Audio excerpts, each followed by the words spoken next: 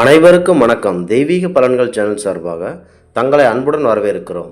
இன்று நம் காணொலியில் காண விரும்புவது கிருத்திகைகளின் மகன் ஸ்ரீ முருகப்பெருமான் அவர்களை பற்றி இந்த காணொலியில் விரிவாக பார்க்கலாம். இந்த சேனலை முதல்வாக பார்ப்பவராக இருந்தால் இந்த சேனலை சப்ஸ்கிரைப் செய்யவும். முருகன் என்றால் அழகு, முருகன் என்றால் அழகன், முருகன் என்றால் பேரழகன், குமரன் என்றால் இளமை, அதனால் அவனுக்கு குமரன் எனவும் பெயர். கந்தன் என்றால் வலிமை, அதனால் அவனுக்கு கந்தன் என்றும் பெயர். வேல் என்றால் வீரம், வீர வடிவம் கொண்ட முருகனுக்கு வடிவேல் என்றும் பெயர். காரண பெயர்கள் பல கொண்ட ஆகம கடவுள் முருகன் ஆவார்கள். மால்மருகன் அறுபடை வீடு கொண்டவன், ஒவ்வொரு படை வீட்டிலும் ஒவ்வொரு அம்சமாக அமைதிக்கிறான். கலியுகத்தின் கண்கண்ட கருணை தெய்வமே. கந்தன் வழிபடுவதால் இளமை நீடிக்கிறது, வாழ்வில் இளமை கிட்டுகிறது, உடலுக்கு அழகு கிட்டுகிறது.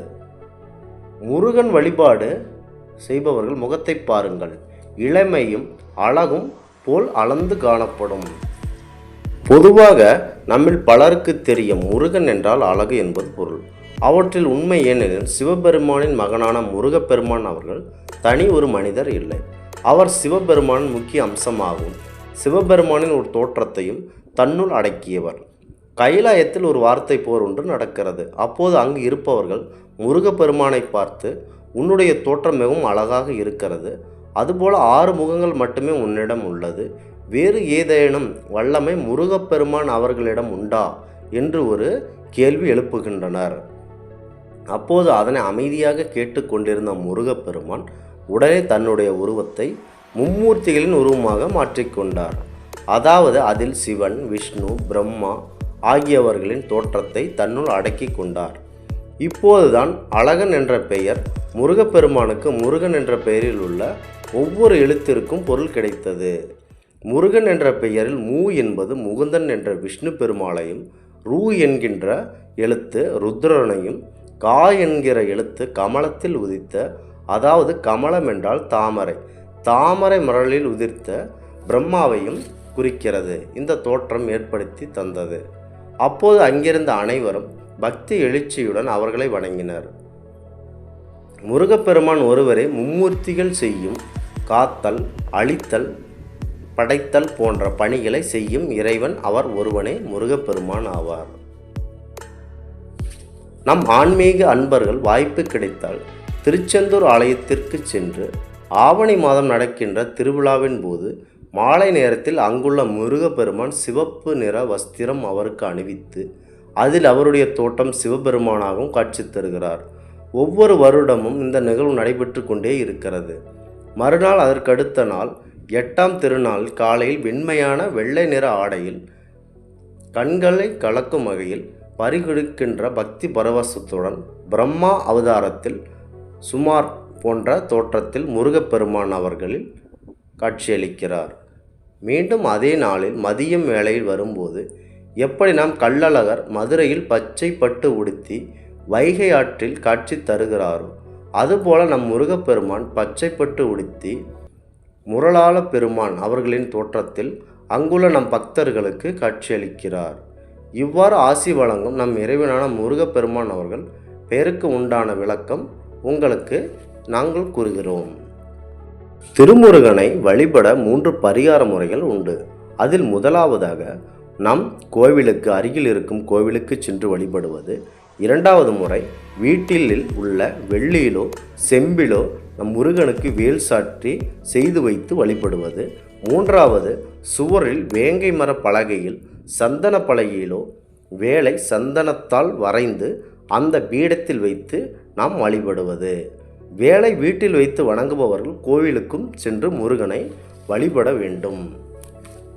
வீட்டில் வேலை வைத்து வணங்குபவர்கள் ஏதாவது ஒரு முருகன் கோயிலுக்கு சந்தன காப்பு நடத்தி அந்த சந்தனம் பூவரசம் இலையில் வைத்து வீட்டுக்கு எடுத்து வர வேண்டும்.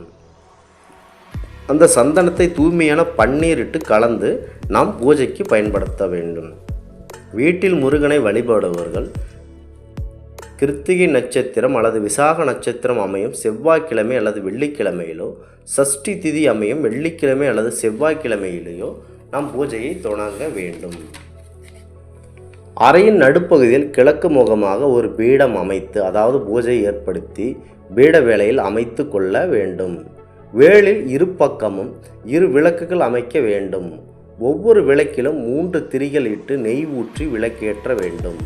சாமந்தி, மல்லிகை, முல்லை, ரோஜா, செம்பருத்தி மலர்கள் ஏதாவது ஒரு மலரை கொண்டு வேளை அலங்கரித்து கொள்ள வேண்டும்.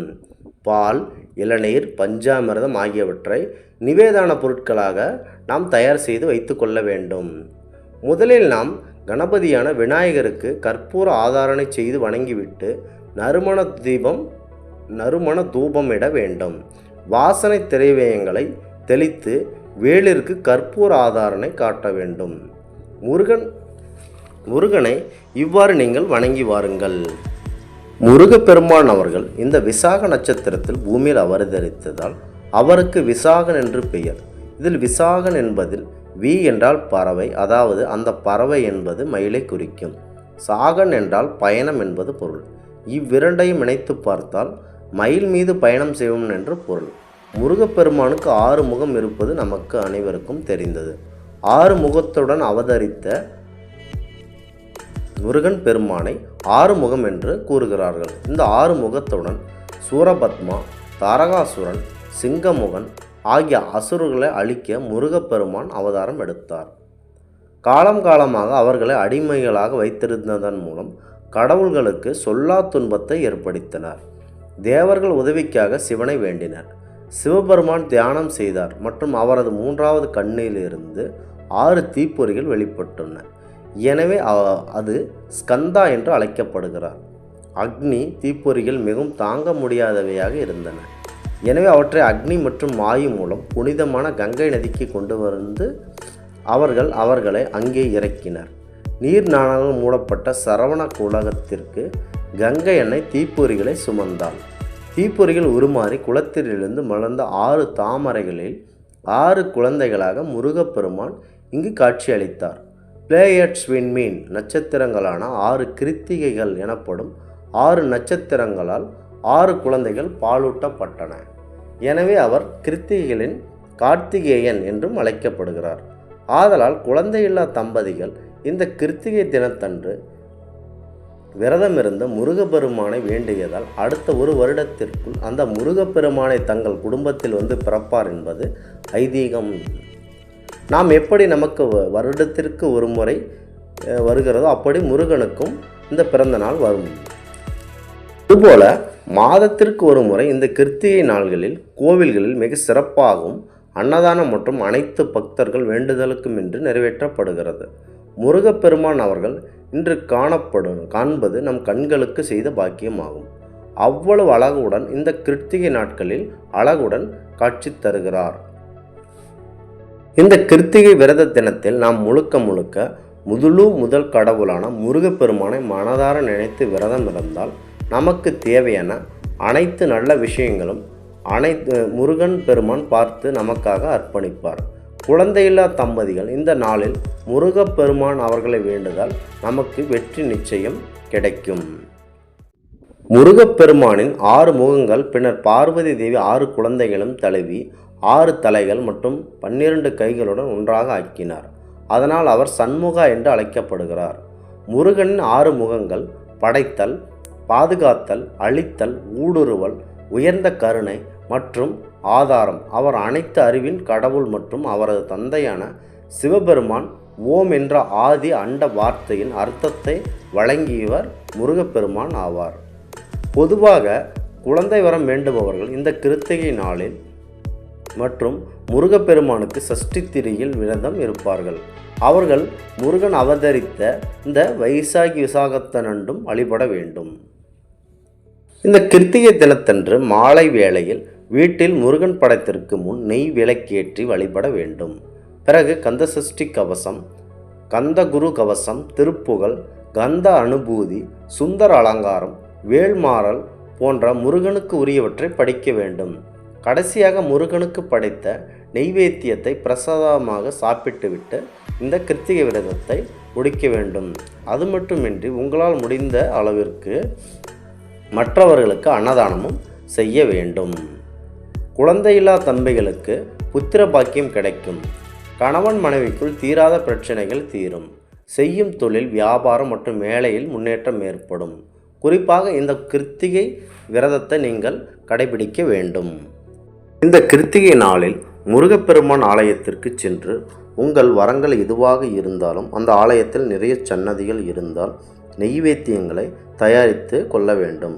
நெய்வேத்தியம் தயாரிக்கப்படும் உணவுப் பொருட்களில் 1/3 பகுதியை மூலவருக்கு கொடுக்க வேண்டும்.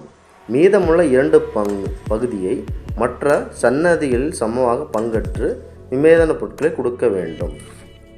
நெய்வேத்தியமாக படைக்கப்படும் ஒவ்வொரு உணவுப் பொருட்களும் மீதும் மலர்களை தூவி விட வேண்டும். பின்பு கையில் தண்ணீரை தொட்டு நெய்வேத்திய பொருட்களை ஒரு சுற்றி மூலவரை நோக்கி, மூலவர் முருகப்பெருமானை நோக்கி அதை முருகப்பெருமானுக்கு காட்ட வேண்டும். அதாவது ஒரு தாய் தன் குழந்தைக்கு அமுது ஊட்டுவது போன்று பாவனையில் நீங்கள் இதை செய்ய வேண்டும். இதுதான் முருகப்பெருமானுக்கு நெய்வேத்தியம் செய்யும் முறையாகும். இறைவனுக்கு அபிஷேகம் செய்து முடிக்கும் போது, அர்ச்சனை செய்து முடிக்கும் போதும் நெய்வேத்திய படைக்கப்பட்ட வேண்டும். இறைவனுக்கு நாம் எந்த உணவுப் பொருட்களை நெய்வேத்தியம் செய்தாலும் அதை அமிர்தமாக பாவித்து நாம் படைக்க வேண்டும். இவ்வாறு முருகப்பெருமானுக்கு நாம் படையலிட வேண்டும். ஒவ்வொரு உணவுப் பொருட்களும் நிவேதனம் செய்யப்படும் போது தேனும் முத்திரை காட்டி பூ வைத்து நெய்வேத்தியத்தை சுவாமியின் வலது கையிலும் கொடுத்து தீர்த்த பானத்தை கொடுத்துட வேண்டும். இந்த முருகப்பெருமானின் பூஜை முறையில் ஒருபோதும் சூடான ஆகாரங்களை நெய்வேத்தியத்துக்கு பயன்படுத்தக்கூடாது. அதுபோல தலைமுடி, புழு, மணல், உமி போன்ற கலந்த அரிசி உணவை நெய்வேத்தியமாக முருகப்பெருமானுக்கு படைக்கக்கூடாது. மேலும் நாம் நன்றாக சாப்பிட்டு விட்டு போய் சுவாமிக்கு நெய்வேத்தியம் விரத முறைகளை நாம் பயன்படுத்தக்கூடாது. உணவு உண்ணும் முன்பு அதை நீங்கள் இறைவனுக்கு படைக்க வேண்டும். நாம் இதுபோன்ற விரத முறைகளை தினசரி நாம் கடைபிடித்து வந்தால், முதலில் உங்கள் வீட்டில் உள்ள கடவுள் படம் முன்பு 2 வாழைப்பழங்களை வைத்து நிவேதனமாக செய்ய வேண்டும். பிறகு அது அன்னம், பருப்பு, பாயாசம் போன்ற பெரிய படையலாக மாற்றிவிட வேண்டும். கடவுளுக்கு சமர்த்திவிட்ட பின்னே நாம் சாப்பிட வேண்டும் என்ற பக்குவம் வந்துவிட்டால் நீங்கள் செய்யும் ஒவ்வொரு நெய்வேத்தியமும் அமிர்தமாக மாறிவிடும். நாளடைவில் இறைவனிடம் காட்டாமலேயே எந்த ஒரு உணவையும் நீங்கள் உண்ணாமல் இருக்கும் பழக்கம் உங்களிடம் வந்துவிடும். நமது வீரபாண்டிய கட்டபொம்மன் அவர்கள் தன் வாழ்நாள் முழுவதும் தினமும் மதியம் திருச்செந்தூர் முருகனுக்கு நெய்வேத்தியம் செய்து பூஜை முடிந்த பிறகு சாப்பிட உட்காருவார். இப்படி நிறைய பேர்கள் நம் விரதத்தை கடைபிடித்து வருகின்றனர். முருகப்பெருமான் படங்களுக்கு முன்போ அல்லது சிலைக்கு முன்போ நீங்கள் வைக்கும் உணவை கடவுள் எடுத்து சாப்பிடவா போகிறார் என்று சிலர் கேலி செய்யக்கூடும். அதனை நீங்கள் ஒருபோதும் பொருட்படுத்தாதீர்கள். நெய்வேத்தியம் அல்லது போன்ற பொருட்களை நீங்கள் இறைவனுக்கு உங்கள் கடமையை நீங்கள் சிறப்பாக செய்யுங்கள். இப்படி மனப்பூர்வமாக நாம் நிவேதானம் பொருட்களை, உணவுப் பொருட்கள் பிரசாதம் என்ற ஒரு புனித நிலையை அடையும். இது போன்றவை நாம் கடைபிடிக்க வேண்டும். ஒருவன் மனதில் எவ்வளவுதான் கெட்ட நினைப்புகள் இருந்தாலும் கூட இறைவனை, அதாவது முருகப்பெருமானை சரணடைந்து விட்டால் அவன் புனிதமாகி விடுவான். முருகன் கோவிலில் இறைவன் அருளால் புனிதமாகிவிடும் பிரசாதத்தை கூச்சப்படாமல் வாங்கி உண்ண வேண்டும். ஏனெனில் பிரசாதங்கள் நம்மிடம் சத்துவ குணத்தை வளர்க்கும் என்று நாம் கூறப்படுகிறது. முருகப்பெருமானுக்கு உகந்த ராசியாக மேஷ ராசி உள்ளது. இந்த ராசிக்காரர்கள் நெய்வேத்தியம் செய்ய வேண்டும். அப்படி என்ன நெய்வேத்தியம் செய்ய வேண்டும் என்றால், இனிப்பு, அப்பம் போன்றவற்றை நீங்கள் நெய்வேத்தியமாக செய்ய வேண்டும். இந்த முருகப்பெருமானின் குழந்தை வரம் கேட்டால் கண்டிப்பாக கிடைக்கும். இந்த குழந்தையில்லா குறைகள் நீங்க செல்வங்களுள் சிறந்தது மக்கட்செல்வம். அச்செல்வம் இயற்கையிலேயே வாய்க்கப்பெறாத பெண்கள் இந்த முருகப்பெருமானின் கிருத்திகை விரதத்தை கடைபிடியுங்கள். இந்த விரதத்தை கடைபிடிப்பது எப்படி என்றால், நல்ல கிருத்திகை நாட்களில் ஞாயிற்றுக்கிழமையை தேர்ந்தெடுங்கள். முதல் நாள் வீட்டை தூய்மை செய்து கோமியம், கடல் நீர் ஆகியவற்றை தெளித்து மாவிளை தோரணம் கட்ட வேண்டும். இந்த மாவிளை தோரணங்கள் 5, 7, 11 ஆகிய ஒற்றைப்படையில் இருக்க வேண்டும். வீட்டில் ஒரு அறையில் கிழக்கு முகமாக ஒரு பீடம் அமைத்து நெல்லை பரப்ப வேண்டும். அதன் மீது ஒரு தட்டை வைக்க வேண்டும். அதில் பச்சரிசியை நாம் பரப்பிக்கொள்ள வேண்டும்.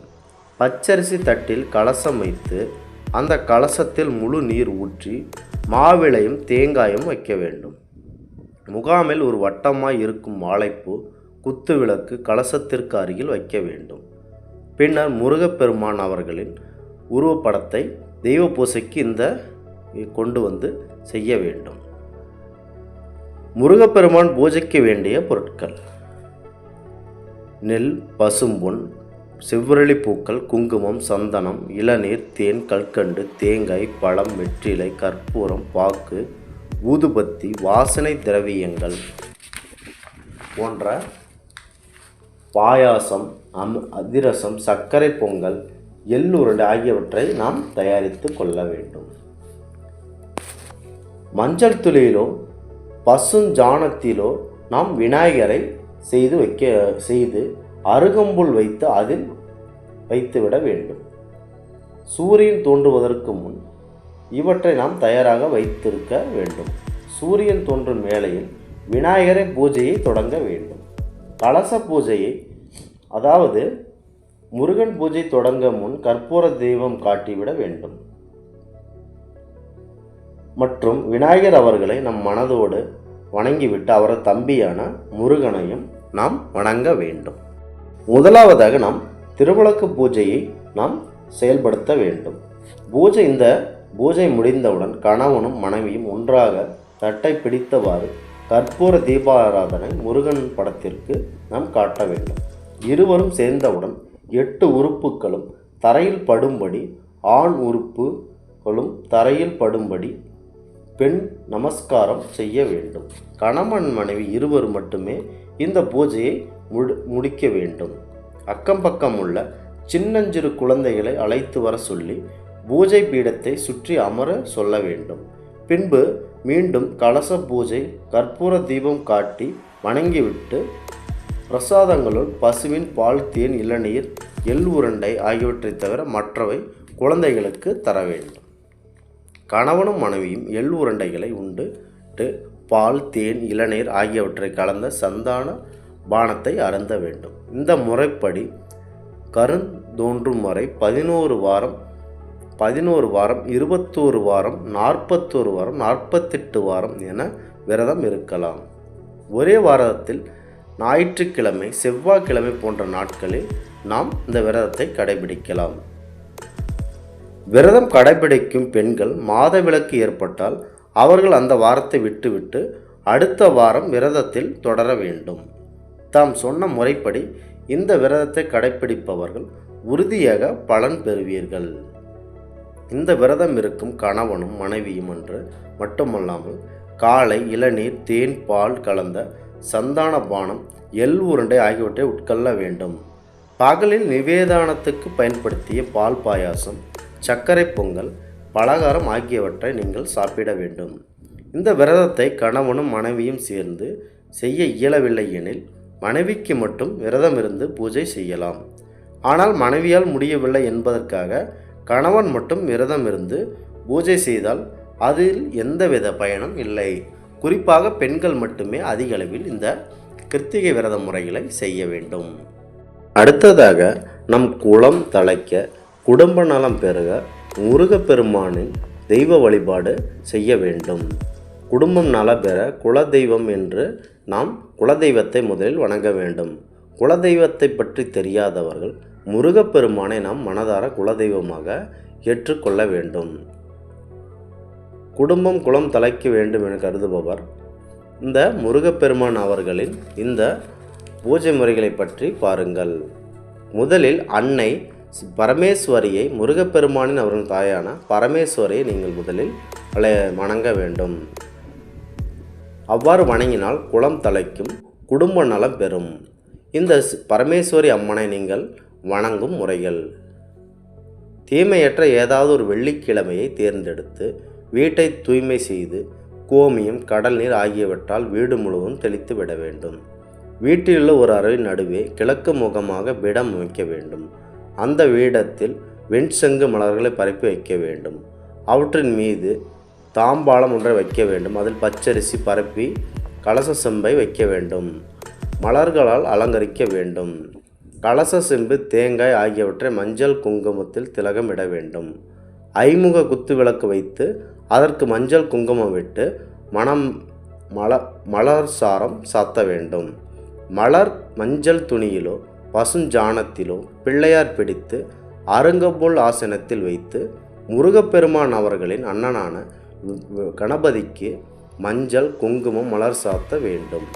தேங்காய் பழம் வெற்றிலைப்பாக்கு ஊதுபத்தி சாம்பிராணி கற்பூரம் சந்தனம் குங்குமம் ஆகியவற்றை தயாரித்து கொள்ள வேண்டும்.